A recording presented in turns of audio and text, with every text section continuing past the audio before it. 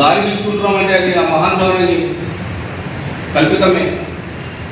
ఆ రోజు కల్పించుకొని ఆ రోజు రాజ్యాంగ నిర్మాణం చేపట్టే ఈరోజు మనం స్వేచ్ఛగా మాట్లాడగలుగుతున్నాం, స్వేచ్ఛగా ర్యాలీ చేయగలుగుతున్నాం, స్వేచ్ఛగా ప్రొటెస్ట్ చేయగలుగుతున్నాం, స్వేచ్ఛగా మీరు రాజ్యసభలో పార్లమెంట్లో మాట్లాడగలుగుతున్నారు.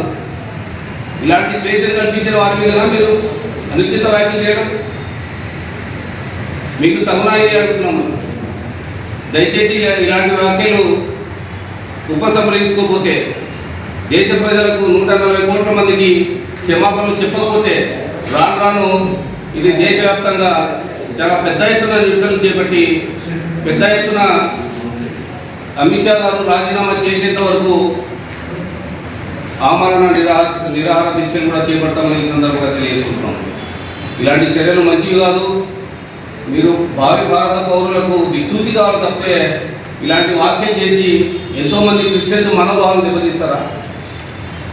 10 కోట్ల పైన క్రిస్టియన్స్ ఉన్నారు ఈ దేశంలో, 30 కోట్ల పైన ముస్లిమ్స్ ఉన్నారు ఈ దేశంలో. ఏ కులం అయితే ఏ మతం అయితే అన్నదమ్ములా కలిసి ఉన్నాం అందరం. మీరు కులాల మధ్య మతాల మధ్య చిచ్చులు పెట్టి పబ్బం గడుపుకుంటారా? ఇదేనా రాజకీయం అంటే?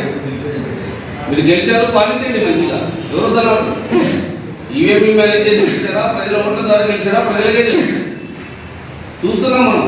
ప్రజలు మేమందరం ఓటు వేసాము, మా ఓటు పడలేదు, మేము కాంగ్రెస్ పార్టీకి వేసాము, ఒక ఓటు కూడా కాంగ్రెస్ పార్టీకి రాకపోవడం ఏంటని ప్రజలే తెలిసినంత తెలియజేస్తున్నారు. అందరం చూస్తున్నాం పేపర్లలో.